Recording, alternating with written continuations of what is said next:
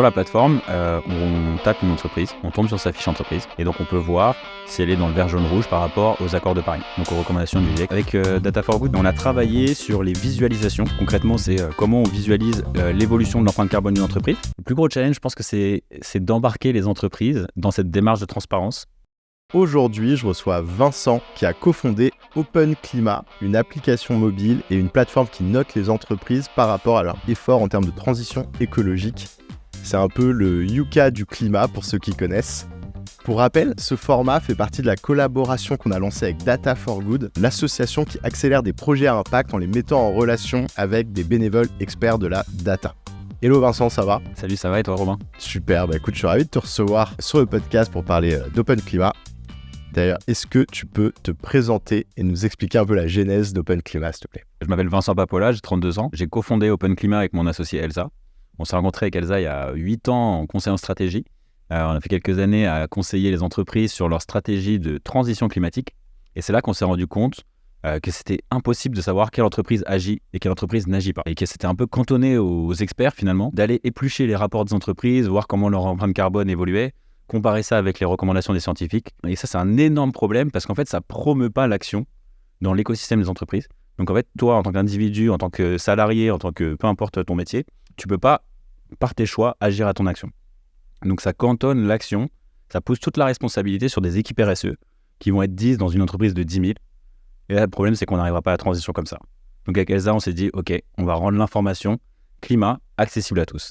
Voilà. Et après, on s'est posé un bout de papier. C'est quoi nos 4 piliers fondateurs ? 1, en accès libre. 2, pédagogique, parce qu'il faut comprendre pour pouvoir utiliser l'information. 3, évidemment, fiable, avec des données qui sont expertisées, fiabilisées, vérifiées, et toujours alignées avec la science du carbone. Et d'un point de vue valeur, c'était vraiment toujours une approche constructive pour embarquer toutes les entreprises dans cette démarche de transparence, qu'elles soient en avance ou qu'elles soient en retard.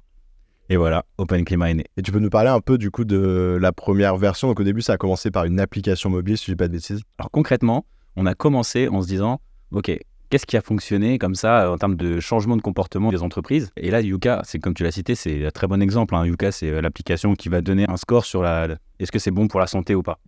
Et du coup, il y a tellement de consommateurs qui sont allés consulter ces informations que les entreprises ont fini par adapter leurs formules et faire des produits meilleurs pour la santé. On s'est dit qu'on allait faire la même chose sur le climat. Et donc, on a, 2000 marques référencées sur notre application mobile qui va comparer s'il y a une marque qui agit ou qui n'agit pas. Du rayon fromage au rayon téléphone, on passe jusqu'au rayon du luxe.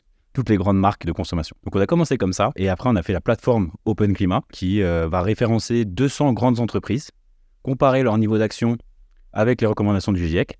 Et comme ça, on peut voir qui en avance par rapport à qui et celles qui sont moins avancées sur le sujet climatique. Avec, comme c'est une plateforme, et après, il y a des pages de profil où on a toute leur information carbone qui est expliquée, d'où viennent leurs émissions, comment elles ont évolué, est-ce qu'elles sont en ligne avec les recommandations des experts, etc. Et donc voilà, c'est Open Climat. Ok, donc une application mobile là qui est plutôt à destination des consommateurs, même si en fait les équipes RSE peuvent quand même aussi la consulter, voir comment ils sont positionnés dessus. Mais après une version un petit peu plus, on va dire, granulaire d'informations sur la plateforme web. Et là, on va retrouver plus d'informations, plus de comparatifs dans les entreprises. Donc là, peut-être que ça va encore plus intéresser les entreprises pour voir un petit peu les actions qu'elles peuvent mettre en place pour être en haut du tableau plutôt qu'à la fin, quoi. C'est ça, en fait, l'application mobile, c'était déjà, en fait, il y a un parallèle dans l'esprit des gens qui connaissaient Yuka. Donc quand on entend Yuka du climat, ça intrigue, ça fait parler, la presse peut en parler. Et c'était un peu le MVP de notre produit. On s'est dit, OK, une information très simple, juste vert, jaune, rouge, avec rapidement le détail. Et comme ça, on peut comparer vraiment un panel très large. Et on peut montrer qu'avec une analyse de qualité, on peut aider les gens à faire les bons choix pour le climat. Et après, la plateforme, c'est quelque chose de plus détaillé, plus pédagogique, sur lesquels, en fait, comme tu dis, en fait, on peut aider aussi les entreprises à voir dans leur secteur qui est en avance, comment elles ont fait pour être en avance. Donc, c'est vraiment le produit cible qu'on a voulu faire depuis le début. Tu en as déjà partagé quelques-uns, mais est-ce que tu as d'autres chiffres à nous partager pour qu'on se rende compte un petit peu de l'échelle d'Open Climat ? C'est surtout sur l'histoire de l'entreprise, l'aventure, que je pense que les chiffres sont intéressants. Ça fait 1 an et demi qu'on existe à peu près. Comme je disais, on a 200 entreprises référencées. Là, on a une grosse dizaine de clients dans le sujet de la grande consommation notamment, donc à la fois des fabricants et des distributeurs, donc ceux qui vont fournir des données sur leur page entreprise et d'autres qui vont consulter les données. Et surtout, en fait, on est maintenant 7 dans l'équipe avec une grosse équipe technique, des devs et des product managers notamment. Et justement, on va rentrer un petit peu peut-être plus dans des sujets opérationnels sous le prisme un peu de l'accélération que vous avez faite avec Data for Good.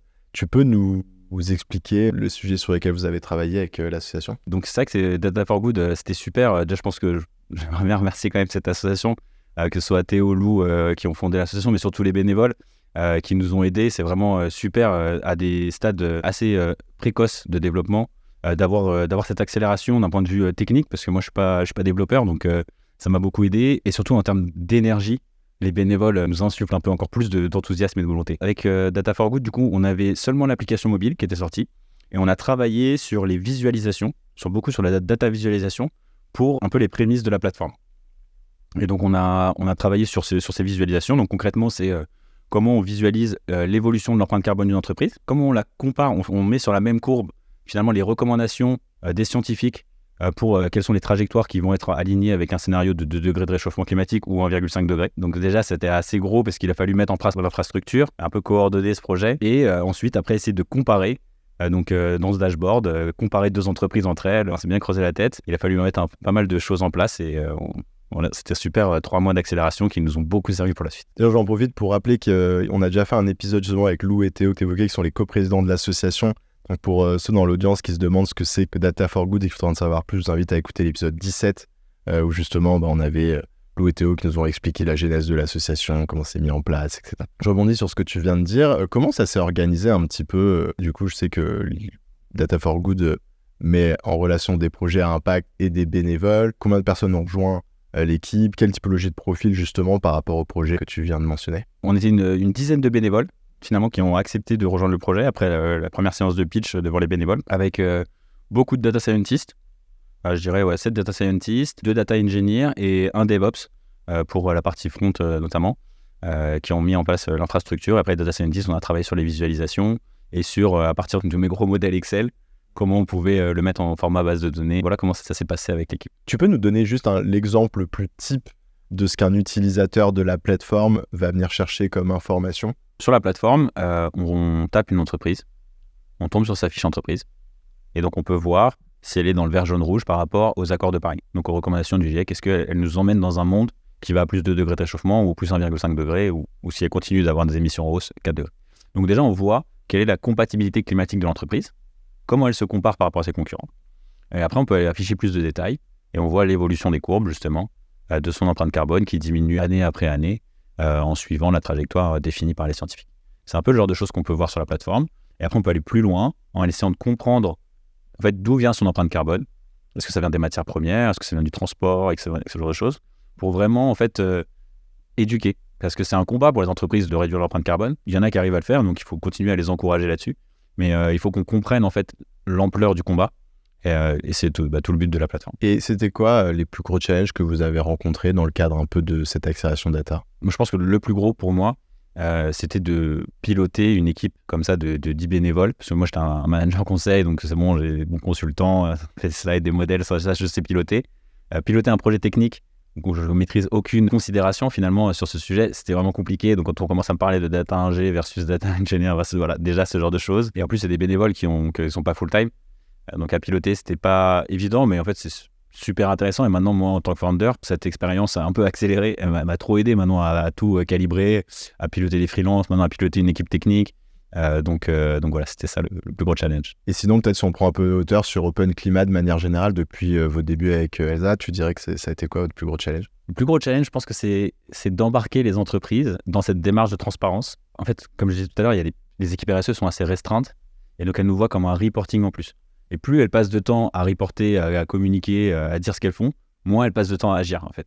Donc ça, c'était le premier point. Et après, encore plus loin, c'est d'embarquer les entreprises dans cette transparence qui ne sont pas forcément les plus avancées. Et donc leur dire qu'en fait, comme c'est quand même bien de faire preuve d'humilité et de venir détailler son action climatique avec humilité en disant « Ok, on sait qu'on est parti un peu en retard, on a compris l'ampleur du sujet et donc on commence à agir et voilà comment on se structure notre action. » Ouais, et puis c'est vachement intéressant parce qu'en plus, grâce à une démarche comme la vôtre et au fait que vous allez monitorer les évolutions des entreprises, vu que vous faites des courbes, on peut imaginer finalement que vous allez plus valoriser une entreprise qui part de très loin qui est dans le rouge, mais qui au bout d'un an a déjà une évolution incroyable, elle est encore dans le rouge, qu'une entreprise qui est beaucoup plus proche du vert, mais qui fait du surplace, quoi. Très rapidement, si on voit que vous mettez de l'énergie, on va faire en sorte que via la plateforme, ce soit mis en exergue et qu'on vous valorise, quoi. Exactement. Et en fait, si on vient que après, forcément, on n'est pas dans la même démarche en fait de la part de l'entreprise. Aujourd'hui, en fait, pour être dans le vert, au-delà de la valeur absolue de l'empreinte carbone, c'est surtout une dynamique. Les entreprises qui sont dans le vert, c'est celles qui arrivent à réduire de 5% par an leur empreinte carbone. Donc en fait, l'année prochaine, il faudra aussi rester à 5%, donc c'est un effort continu. Dans les 4 piliers que j'ai énoncés au début, accès libre, pédagogie, fiabilité, le dernier, c'était une approche constructive. Et c'est exactement ça. En fait, il faut que les entreprises qui sont en train de structurer leur action climatique soient valorisées aussi quand elles arrivent à passer les étapes plus vite que les premières l'ont fait, parce qu'elles s'inspirent de ce que sont fait les premières. Quelles sont les prochaines étapes pour Open Climat ? Donc là, on arrive sur un moment où on a trouvé un peu le secteur sur lequel on apportait le plus de valeur, qui est la grande consommation, parce qu'il y a beaucoup d'échanges entre la grande distribution, donc les Leclerc, Carrefour, Casino, etc., qui demandent aux fabricants, donc les Danone, L'Oréal, Unilever et que sais-je, des reportings sur leur action climatique. Et donc nous, on fait un peu cet intermédiaire de confiance qui va apporter cette transparence. Et en plus, comme on est pédagogique, et du coup, c'est les acheteurs de la grande distribution qui peuvent négocier avec les commerciaux. On a trouvé vraiment cet endroit où on apportait beaucoup de valeur pour les entreprises. Et on a déjà pas mal de clients dans ce secteur-là. Et d'ici le prochain trimestre, c'est de devenir référent sur le secteur de la grande conso. Ok, d'accord. Et en termes un peu de produits, un peu techniques, et voire de data, est-ce que ça a des implications ? Enfin, est-ce que du coup, il y a aussi, je sais pas, une vision qui commence à se mettre en place de comment les choses vont évoluer ? Tout à fait. En fait, c'est vrai que dans la vision dont je parlais tout à l'heure, une fois qu'on a identifié quelles sont les entreprises qui sont en avance, le but, c'est de dire à celles qui sont un peu en retard, alors regardez dans votre secteur, les leaders, c'est telle entreprise, et voilà comment elles ont fait pour réduire. On a déjà réfléchi aux outils qu'on va faire. C'est que donc ce sera un peu de big data finalement, ou on va dire traitement data, une sorte de benchmark sur les entreprises de ton segment à toi, celles qui sont en avance. Voilà ce qu'elles ont fait en logistique, voilà ce qu'elles ont fait en matières premières, etc. Et donc d'avoir une sorte de conseils ou de l'information personnalisée qu'on peut donner aux entreprises qui sont un peu en retard.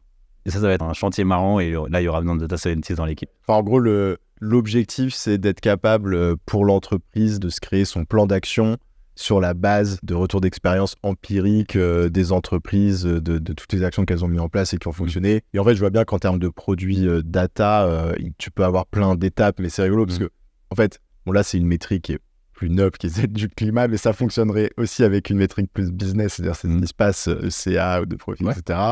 Et à chaque fois, tu as plusieurs étapes, quoi. Ça commence par de la mise à disposition de données, et les équipes RSE vont juste en bénéficier pour prendre des meilleures décisions, puis de la vise un peu plus poussée, jusqu'à ce que tu arrives sur des projets, comme tu dis, un peu plus big data, un peu machine learning, où là, tu vas pouvoir même faire de la prévision, dire si vous faites ça, vous allez avoir tel impact versus ça, et etc., etc., quoi. Et demain, avoir des algorithmes qui te recommandent plus précisément ce que tu devrais faire. Ce serait beau. Mais voilà, en fait, c'est ça le but, de faire une plateforme sur laquelle tout le monde partage son niveau d'action et son plan d'action. Qu'est-ce qu'ils ont mis en place pour réduire ? En fait, c'est comme ça qu'on arrivera à réussir la transition climatique. Écoute Vincent, merci beaucoup en tout cas d'être venu nous partager ton retour d'expérience et nous parler d'Open Climat et de l'accélération data chez Data for Good. D'ailleurs, on embrasse Lou et Théo si nous écoutent, et puis tous les bénévoles aussi qui ont participé au projet. Et puis, je te dis à bientôt. Merci Robin.